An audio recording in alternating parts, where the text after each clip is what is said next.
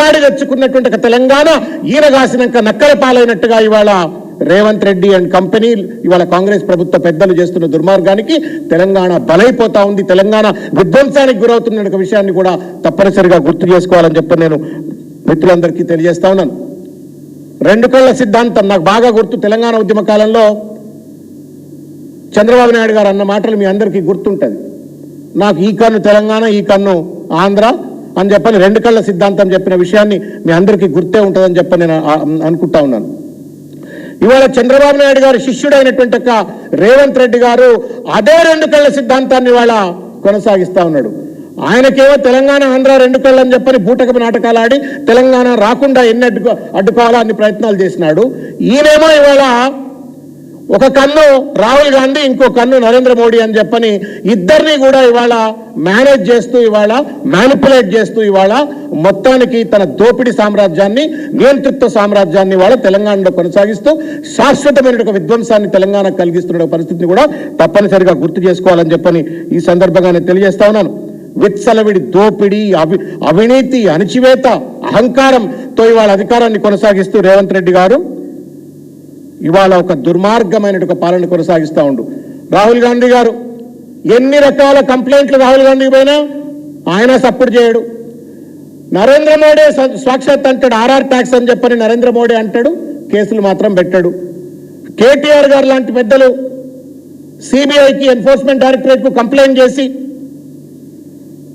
పెద్ద ఎత్తున అమృత్ స్కామ్ కావచ్చు, లేకపోతే పాలమూరు రంగారెడ్డి ఎత్తిపోతలు కావచ్చు, సివిల్ సప్లై స్కామ్ ఇవన్నీ జరిగినాయి, వీళ్ళపైన సిబిఐ విచారణ జరిపించండి అంటే నరేంద్ర మోడీ మాట్లాడు. ఎందుకంటే ఇద్దరు కూడా ఇవాళ రేవంత్ రెడ్డికి రెండు కళ్లతో నడుస్తూ ఇవాళ మొత్తానికి దోపిడిలో వీళ్ళంతా కూడా భాగస్వాముల యొక్క విషయాన్ని నేను గుర్తు చేస్తా ఉన్నాను. మిత్రులారా, ఒక విషయం, ఇవాళ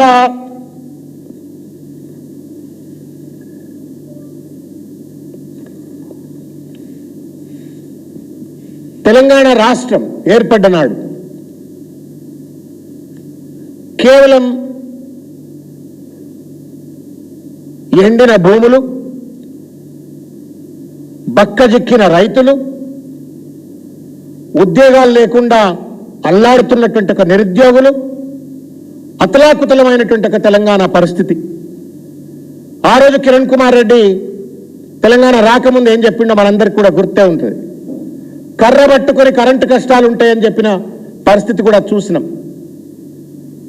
తెలంగాణ వచ్చిన తర్వాత వీళ్ళకి పరిపాలన చేత కాదు, ప్రజలు మళ్ళా బలవంతంగా ఆంధ్రాలో మెర్జ్ చేయాలా అని చెప్పని పోరాడతారు అని చెప్పని అడ్డదిడ్డంగా మాట్లాడినటువంటి ఒక ఆంధ్ర పాలక వర్గాన్ని కూడా ఆ రోజు మనం చూసినాం.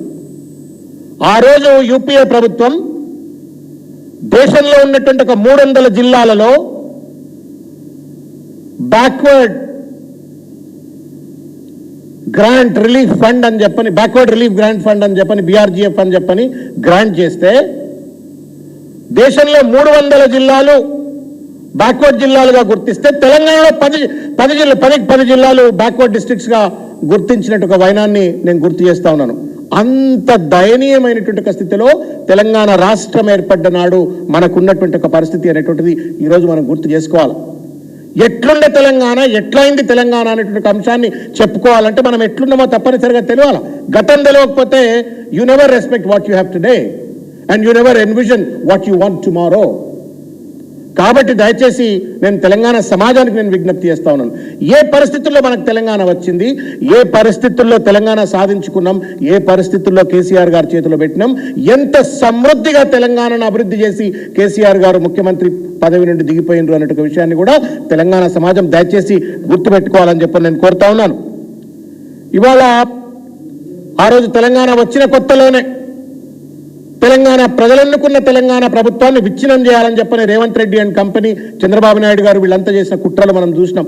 ఓటుకు నోటు కేసేం ఆషామాషి కేసు కాదు, మన కళ్ళ ముందు కనబడ్డాడు ఒక ఎమ్మెల్యేకు 50 లక్షల రూపాయలు. కానీ దాని వెనక తెలంగాణ ఉద్యమ నేపథ్యంలో వచ్చినటువంటి ఒక ప్రజలెన్నుకున్న ప్రభుత్వాన్ని విధ్వంసం చేయాలని ఒక దుర్మార్గమైనటువంటి ఒక కుట్ర కుతంత్రం ఉంది అనేటువంటి ఒక విషయాన్ని కూడా గుర్తు చేసుకోవాలా. ఇన్ని కుట్రలు, ఇన్ని కుతంత్రాలు, ఇన్ని రకాలైనటువంటి ఒక ఆర్థిక అసమానతలు, వెనుకబాటుతనం, అన్ని రకాలుగా ఇబ్బందుల్లో ఉన్నటువంటి ఒక తెలంగాణను ఎట్లా అభివృద్ధి చేయాలా, ఎట్లా పరిపాలన చేయాలంటే హెర్క్యూలియన్ టాస్క్, ఒక పెద్ద ఛాలెంజ్. ఆ ఛాలెంజ్ను కేసీఆర్ గారు తనకున్నటువంటి ఒక పరిపాలన అనుభవంతో కావచ్చు, తెలంగాణ పట్ల ప్రేమతో కావచ్చు, విజన్ కావచ్చు, విజ్డమ్ కావచ్చు, తెలంగాణ ఇవాళ మొత్తం దేశంలో 300 జిల్లాల్లో 10 జిల్లాలు వెనుకబడ్డ జిల్లాలు తెలంగాణలో ఉంటే ఇవాళ అనేక ఇండికేటర్స్లో 10 సంవత్సరాల కేసీఆర్ గారి పాలనలో దేశమే గర్వపడేటువంటి రీతిలో, దేశమే తల ఎత్తి చూసేటువంటి రీతిలో తెలంగాణను అభివృద్ధి పథంలో పెట్టినటువంటి విషయాన్ని దయచేసి గుర్తు చేసుకోవాలని చెప్పని ఈ సందర్భంగా నేను తెలియజేస్తా ఉన్నాను. మిత్రులారా, నేను కొన్ని ఇండికేటర్స్, స్టాటిస్టికల్ ఇండికేటర్స్ మళ్ళా నేను తెలంగాణ సమాజానికి తెలిసి ఉండవచ్చు, అయినప్పటికీ కూడా గుర్తు చేసుకోవాల్సిన సందర్భం కాబట్టి ఈ సందర్భంగా నేను గుర్తు చేస్తా ఉన్నాను. వ్యవసాయ పెట్టుబడి లేదు. కేసీఆర్ గారు వచ్చిన తర్వాత 10,000 రూపాయలు వ్యవసాయ పెట్టుబడి ఇచ్చినారు. 500 రూపాయల దివ్యాంగుల పెన్షన్ ఉండే, కేసీఆర్ గారు వచ్చిన తర్వాత 4,016. ఆసరా పెన్షన్లు 200 ఉండే, 2,000 రూపాయలు చేసినారు. వ్యవసాయ కరెంటు కేవలం 6 గంటలు మాత్రమే, అది అని పేపర్ మీద ఉండే, అది కూడా 2-3 గంటలు ఇవ్వకపోయేది, కానీ 24 గంటలు కరెంట్ ఇచ్చిన పరిస్థితి. స్థాపిత విద్యుత్ సామర్థ్యం 7,778 మెగావాట్లుంటే కేసీఆర్ గారు గద్దె దిగే నాటికి 19,464 మెగావాట్స్ అనే ఒక విషయాన్ని గుర్తు చేస్తా ఉన్నాను. స్థానిక సంస్థలలో మహిళలకు రిజర్వేషన్ లేవు, కానీ కేసీఆర్ గారు వచ్చిన తర్వాత 50% మహిళలకు రిజర్వేషన్లు ఇచ్చేటువంటి ప్రయత్నం.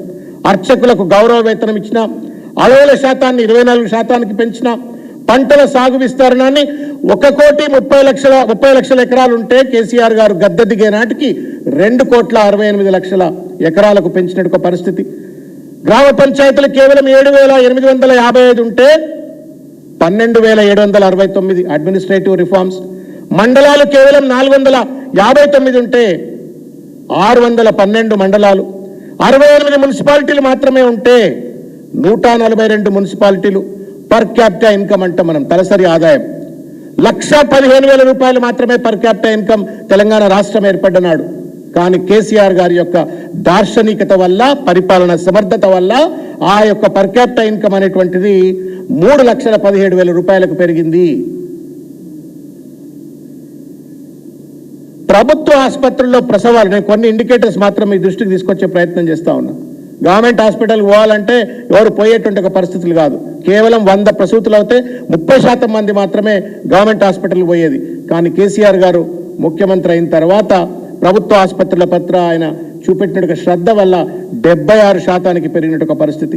ఇట్లా అనేక రంగాలలో, విద్య కావచ్చు, వైద్యం కావచ్చు, ఇన్ఫ్రాస్ట్రక్చర్ కావచ్చు, అనేక రంగాలలో పల్లె ప్రగతి కావచ్చు, పట్టణ ప్రగతి కావచ్చు, అద్భుతమైనటువంటి అభివృద్ధి సాధించి 2,000 కోట్ల రూపాయల సర్ప్లస్ రెవెన్యూతో రేవంత్ రెడ్డి చేతిలో ముఖ్యమంత్రి పదవిని కట్టబెట్టినారు.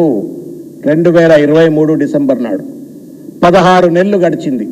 ఈ 16 నెలలలో రేవంత్ రెడ్డి గారిని, ప్రభుత్వంలో ఉన్నట్టు మంత్రులను సూటిగా ప్రశ్నిస్తా ఉన్నాను.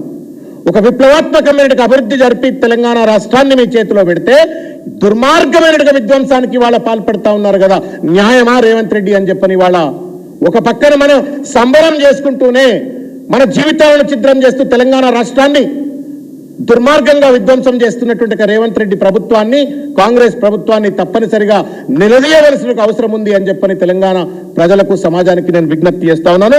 లోతుగా ఆలోచించాలని చెప్పని నేను కోరుతా ఉన్నాను. ఒక్కొక్క ఇండికేటర్ ఇవాళ ఎంత ఒక మానవీయ కోణంతో చూసినట్టయితే దళిత బంధు